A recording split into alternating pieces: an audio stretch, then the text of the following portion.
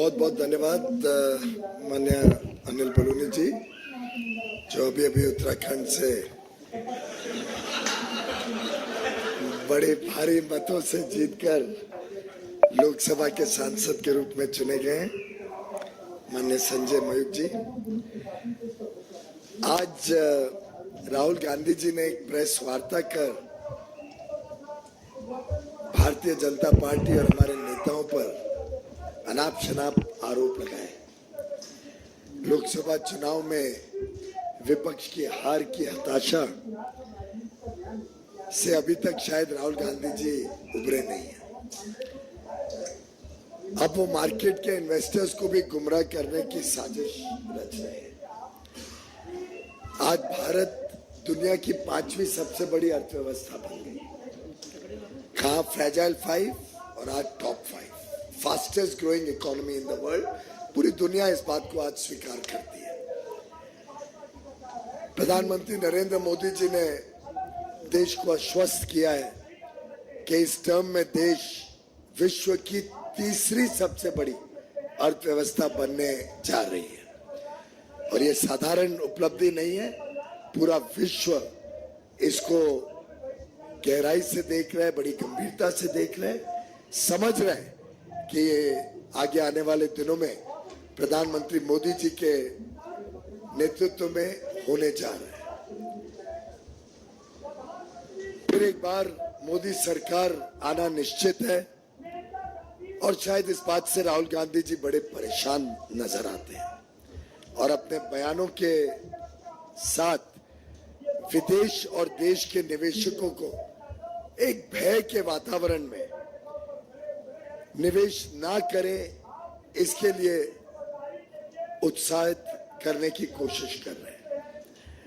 हम सब जानते हैं कि इक्विटी मार्केट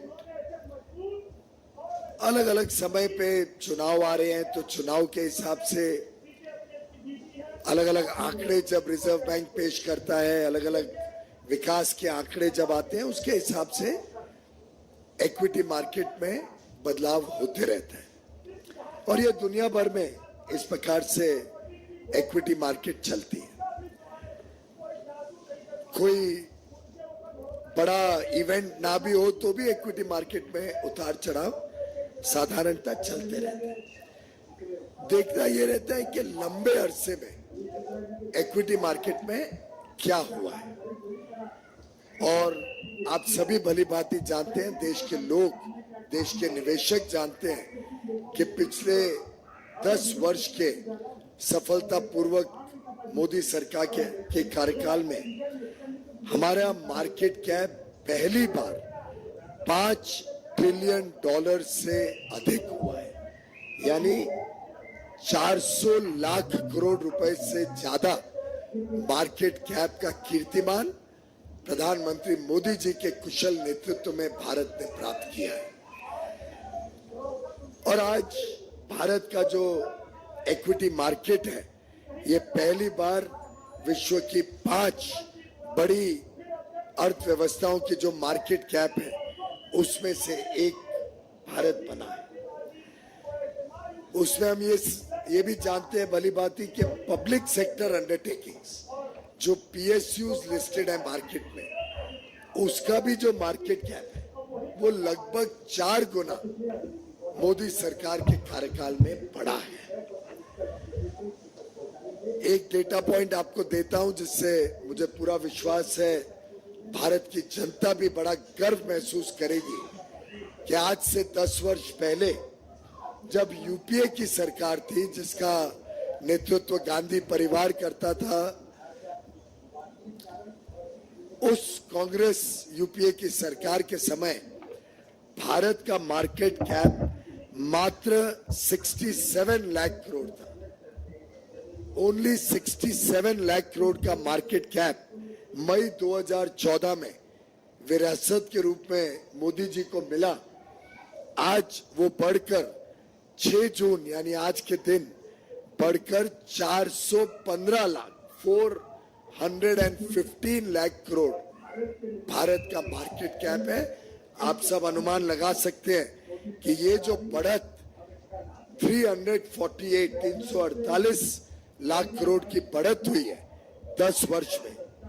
ये जो पिछले 60-65 वर्षों में कुल मार्केट कैप था, उससे 5 गुना से ज्यादा बढ़त सिर्फ मोदी सरकार के समय देश ने अनुभव किया है।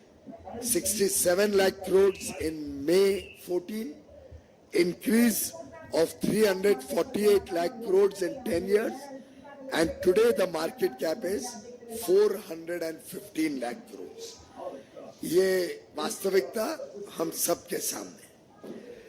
अब इसमें गौर करने की बात है कि इसका सबसे बड़ा लाभ किसको हुआ, और ये हम सब के लिए गर्व की बात है कि भारतीय निवेशक, और उसमें भी हमारे रिटेल इन्वेस्टर्स, खुदरा निवेश जो करते हैं, उनको आज इसका सबसे बड़ा लाभ हुआ है। आज वो सिर्फ बाईस्टैंडर के रूप में मार्केट बढ़ रही है दूर से नहीं देखते, आज वो मार्केट में पार्टिसिपेट करते हैं, आज वो निवेश करके उसका लाभ सीधा लेते हैं। और उसके आंकड़े भी मैं आपके समक्ष रखता हूं। जो फॉरेनर्स की होल्डिंग यूपीए के समय होती थी, एफपीआई के माध्यम से फॉरेन पोर्टफोलियो इन्वेस्टर्स जो निवेश करते थे, और उनकी जो परसेंटेज होल्डिंग थी यूपीए के समय, वो 21% थी, और वो घटकर आज 16% हो गई। यानी फॉरेनर्स की इन्वेस्टमेंट कम हुई है, और भारतीय निवेशकों की मालकियत भारत की स्टॉक मार्केट में 79% से बढ़कर आज 84%, 84% आज भारतीय निवेशक मार्केट में भारतीय मालिकियत के साथ खड़े हैं।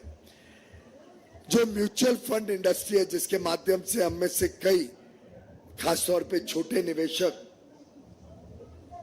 अपना पैसा मार्केट में लगाते हैं, म्यूचुअल फंड इंडस्ट्री का साइज 2014 में मात्र 10 लाख करोड़ था। आज वो बढ़कर 5 गुना से भी अधिक हो गया है। 56 लाख करोड़ रुपया म्यूचुअल फंड के माध्यम से भारतीय निवेशक, विशेषकर छोटे निवेशक, आज मार्केट में ये बढ़ती हुई मार्केट का लाभ ले रहे हैं। और ये छोटे खुदरा निवेशक, रिटेल इन्वेस्टर्स ने ये सुनिश्चित किया कि भारत की जो आज की मलकियत है, वो आज फॉरेन इंस्टीट्यूशनल इन्वेस्टर्स की मलकियत से भी ज्यादा हो गई है। मित्रों, आज भारत के हर पिन कोड में, देश के कोने कोने में आज इक्विटी मार्केट में इन्वेस्टर्स आ गए हैं, और उसका लाभ आज देश के कोने कोने में निवेशक ले रहे हैं। जब भारत वैल्यू क्रिएट कर रहे हैं, जब भारत की ग्रोथ स्टोरी, भारत की विकास के कारण मार्केट में वैल्यू क्रिएट हो रही है, उसका लाभ देश के कोने कोने में निवेशक ले रहे हैं। करोड़ों निवेशक आज इक्विटी मार्केट में या तो सीधा डायरेक्टली, या म्यूचुअल फंड के माध्यम से, या एम्प्लॉइज प्रोविडेंट फंड के माध्यम से, या एनपीएस पेंशन फंड्स के माध्यम से, या इंश्योरेंस प्रोडक्ट्स के माध्यम से, ये अन्य अन्य तरीकों से आज भारत के छोटे निवेशक इस बढ़ती हुई मार्केट का लाभ उठा रहे हैं। और दुनिया में आज भारत की जो मार्केट है, इक्विटी मार्केट है, इसको पूरे विश्व में आज इज्जत भी है, स्वाभिमान भी है। इसको बड़ा वेल रेगुलेटेड मार्केट माना जाता है। सेबी को कई कीर्तिमान मिले हैं विश्व में उनकी रेगुलेटरी प्रैक्टिसेस के लिए, और उसी के कारण आज हमारी मार्केट चाइना की जो वैल्यूएशन मापदंड रहते हैं, उससे भी अधिक भारत की मार्केट को मापदंड दिए जाते हैं। उन मापदंड पे भारत की मार्केट को वैल्यू दी जाती है, क्योंकि लोगों को विश्वास है भारत पर, भारत की सरकार पर, भारत के नेतृत्व प्रधानमंत्री नरेंद्र मोदी जी पर। और ये तभी हो पाया जब एक बड़ा मैच्योर्ड, समझदार और समझदारी से निवेश करने वाला छोटा खुदरा निवेशक मार्केट में बड़े पैमाने पे आए। और देखिए मजेदार बात कि गत दिनों में 4-5 दिनों में भारत के निवेशकों ने कैसे विदेशी निवेशकों से भी ज्यादा समझदारी बरती और उसका मार्केट का लाभ लिया। आप अगर देखें तो अप्रैल और मई में जब मार्केट बढ़ रही थी तब फॉरेनर्स ने मार्केट में बेचा और भारतीय निवेशकों ने उसका लाभ लेके उसको खरीदकर ये जो बढ़त हुई है गत 2 महीनों में उसका लाभ भारतीय निवेशकों को मिला। भारत के निवेशक चाहे वो खुदरा निवेशक हो या डोमेस्टिक इंस्टीट्यूशनल इन्वेस्टर्स, जिसका फायदा भी सीधा भारतीय निवेशकों को मिलता है। अगर हम गत 3 दिनों की बात देखें तो जिस दिन एग्जिट पोल अनाउंस हुआ उस दिन भी फॉरेनर्स ने बेचा। जब एग्जिट पोल अनाउंस हुआ उस दिन भी जिस दिन एग्जिट पोल अनाउंस हुआ फॉरेनर्स जो पहले बेच रहे थे उन्होंने खरीदा 6,850 करोड़ रुपए का शेयर्स फॉरेनर्स ने बेची एग्जिट पोल के दिन जब मार्केट हाई थी। तो भारत के निवेशकों ने उसमें एक प्रकार से माफ करिए मैं जरा ठीक कर लूं, जिस दिन एग्जिट पोल आया फॉरेनर्स ने खरीदा महंगे दामों पर और भारत के निवेशकों ने महंगे दामों पर बेच के लाभ लिया। 6,850 करोड़ रिटेल में फॉरेनर्स ने खरीदा महंगे दामों पर और भारत के निवेशकों ने उसका लाभ लिया। अगले दिन जब रिजल्ट आए 4 तारीख, उसके 2 दिन बाद 4 तारीख को जब मार्केट गिरी उस दिन फॉरेन इन्वेस्टर्स ने बेचा, कम दाम पर बेचा और भारत के निवेशकों ने उसको खरीदा इस विश्वास के साथ कि मोदी सरकार आ रही है, हम इसका लाभ लेंगे। तो फॉरेनर्स ने महंगा दाम खरीदा और सस्ता दाम बेचा। भारतीय निवेशकों ने महंगा दाम बेचा और सस्ता दाम खरीदा। तो एक प्रकार से भारतीय निवेशकों ने इस अंतराल में भी कमाई करी, किसी का नुकसान नहीं। और ये जो बात 30 लाख करोड़ की करते हैं राहुल गांधी जी, मुझे ध्यान आ गया कि क्यों देश की जनता का राहुल गांधी जी पर जरा भी विश्वास नहीं, क्योंकि वो ये भी नहीं समझते कि ये तो वैल्यूएशन है। वैल्यूएशन से मतलब नहीं है, जो खरीद और बेच होती है उसी का मतलब होता है। और उसमें फॉरेनर्स ने नुकसान पाया, भारत के निवेशकों ने लाभ लिया है। तो रिटेल इन्वेस्टर्स भारत के इस दौरान भी लाभ लिया और फिर आज के दिन मार्केट फिर एक बार जो 3-4 दिन पहले थी उस मार्केट पे फिर एक बार पहुंच गई जब स्पष्ट हो गया कि मोदी सरकार आ रही है, मोदी जी प्रधानमंत्री बनने जा रहे हैं।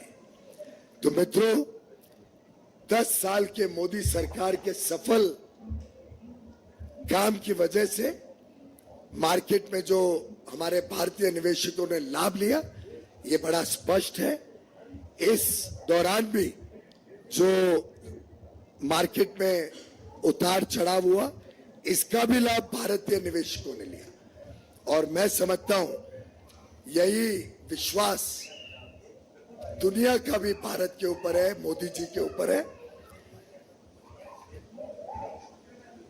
फिर एक बार मोदी सरकार आएगी और पूरे विश्व को यह विश्वास है कि भारत की अर्थव्यवस्था तेजी से आगे बढ़ेगी। अब देखने को मिल रहा है कि अब फिर एक बार भारत की स्टॉक मार्केट भी ठीक है, इस अंतराल में भी भारतीय निवेशकों ने लाभ लिया है। और मैं समझता हूं आज बड़ा प्रश्न जो लोगों के सामने है तो ये खड़ा हो रहा है कि जो जो वादे राहुल गांधी जी ने किए थे उसका क्या होगा। आज हम देख रहे हैं कि कई जगहों पर हमारी बहनें, हमारी महिलाएं कांग्रेस के कार्यालय के बाहर खड़ी हैं। कर्नाटक, तेलंगाना, हिमाचल की सरकारों से पूछ रही हैं कि वो जो 1 लाख रुपए प्रति महिला को देने का वादा राहुल गांधी जी ने किया था, अब वो उसको पूरा करे। और जहां जहां पे महिलाएं कांग्रेस से और कांग्रेस की सरकारों से अपना हक और न्याय मांग रही है, मैं उम्मीद करता हूं कि राहुल गांधी जी उसको पूरा करने का काम करेंगे, बजाय के निवेशकों को डराना और ये साजिश रचना कि भारत की उभरती हुई अर्थव्यवस्था पर अनाप शनाप प्रश्न चिन्ह उठाकर लोगों को गुमराह करना। बहुत बहुत धन्यवाद।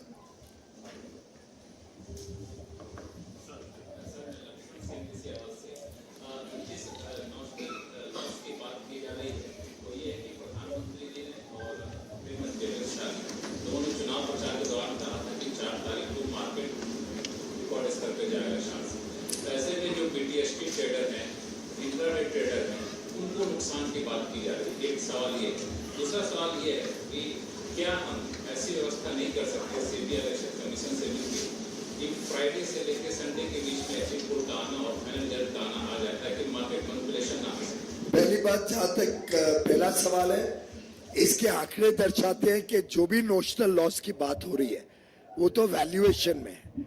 और जहां तक ट्रेडिंग का सवाल है, ट्रेडिंग में भारतीय निवेशक तो ज्यादा स्मार्ट निकले और उन्होंने वो लॉस नहीं किया। लॉन्ग टर्म इन्वेस्टर्स रहते हैं और लॉन्ग टर्म इन्वेस्टर्स बड़ी समझदारी से अपना काम करते हैं। हर एक पार्टी दावा करती है कि हम जीतने वाली हैं, हमने भी दावा किया और हम उसमें खरे उतरे और हमारी सरकार आने जा रही है। तो माननीय प्रधानमंत्री या गृह मंत्री जी ने जो दावा किया था, वो ये दावा किया था कि हमारी सरकार आने जा रही है और आई है और उसके हिसाब से हम खरे उतरे। राहुल गांधी जी भी दावा करते थे, उन्होंने भी उस दिन कहा कि उनकी 295 सीटें आने वाली हैं। तो दावा दोनों पक्षों से हुआ था। और मैं समझता हूं कि राहुल गांधी जी ने चिंता करनी चाहिए कि जब आंकड़े आ रहे थे और उनको ज्यादा सीटें थोड़ी मिली अनुमान से, तो अगर मार्केट गिरी तो ये दर्शाती है कि दुनिया और देश के निवेशकों का कितना डर था कि राहुल गांधी जी की वोटें बढ़ रही हैं या सीटें बढ़ रही हैं। उसका भय दर्शाता है कि उनकी सरकार आने से लोगों में कितना विश्वास है कि तकलीफ आएगी। तो उसका तो राहुल गांधी जी ने चिंता करनी चाहिए कि उनकी सीटें थोड़ी बढ़ने से दुनिया में और देश में कितनी खलबली मच गई। अब जब लोगों को विश्वास हो गया कि मोदी सरकार आ रही है, फिर मार्केट स्टेबलाइज हो गई और पुराने आंकड़े वापस आ गए।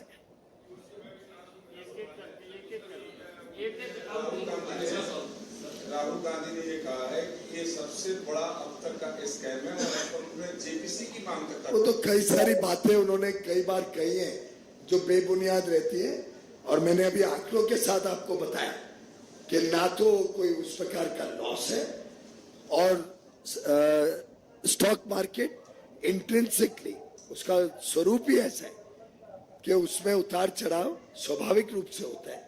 और इस उतार चढ़ाव का लाभ भी खुदरा व्यापारी में खुदरा निवेश में भारतीय निवेशकों को ही हुआ है। तो बेबुनियाद है, उसमें तो कोई मतलब नहीं।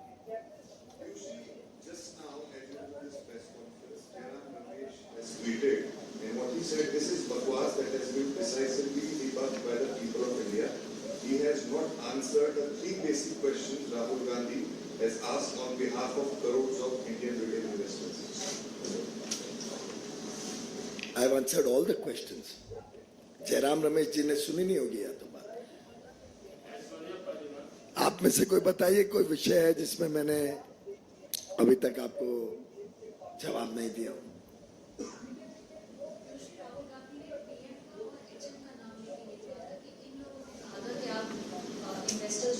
शेयर्स ले लीजिए। उन्होंने ये दावा लिया था कि भारतीय जनता पार्टी की सरकार, एनडीए की सरकार फिर एक बार आ रही है और हमारा आत्मविश्वास है कि हमारी सरकार ने जो 10 वर्षों में, अभी अभी मैंने आंकड़ों के साथ बताया कि 67 लाख करोड़ से बढ़कर आज मार्केट कैप 415 लाख करोड़ हो गई है। तो निवेशकों ने लाभ लिया ही है हमारे काम का। तो स्वाभाविक है कि अगर हमारी सरकार तीसरी टर्म में आएगी, भारत आज विश्व की सबसे तेज गति से बढ़ने वाली बड़ी अर्थव्यवस्था है, आगे भी रहेगी। हमने ये दावा दिया है और बड़े कॉन्फिडेंस से हम कह रहे हैं कि हम विश्व की तीसरी सबसे बड़ी अर्थव्यवस्था बनेंगे। तो स्वाभाविक है कि निवेशक उसका लाभ लेंगे।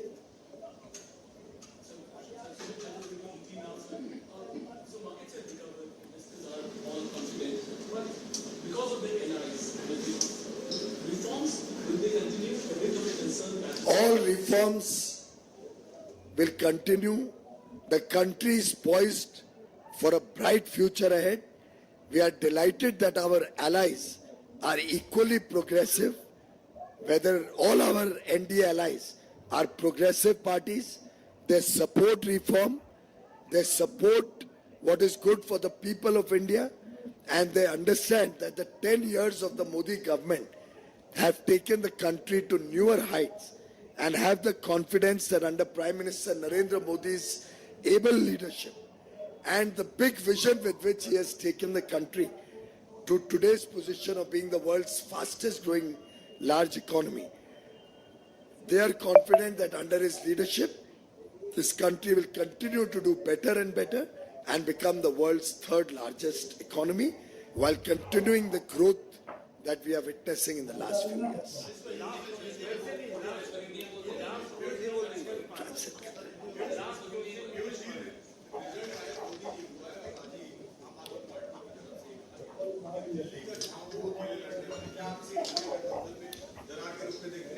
आज का विषय वो नहीं है, लेकिन हमने बहुत पहले से रखा है, अपना स्पष्ट मत रखा है कि इंडिया अलायंस एक मात्र सीट एडजस्टमेंट बन के रह गए। आप देखते हैं कि दिल्ली में एक दूसरे के खिलाफ लड़ते हैं, पर एक दूसरे के साथ लड़ते हैं, पंजाब में एक दूसरे के खिलाफ लड़ते हैं, आम आदमी कांग्रेस। वैसे ही कांग्रेस और लेफ्ट पार्टीज केरल में एक दूसरे के खिलाफ लड़ते हैं और फिर एक मित्रता और दोस्ती का ढोंग दिखाते हैं लोगों के सामने। तो ये एक एडजस्टमेंट, सीट एडजस्टमेंट रह गया और भ्रष्टाचारियों का समूह एक दूसरे को बचाने के लिए उभर के आए।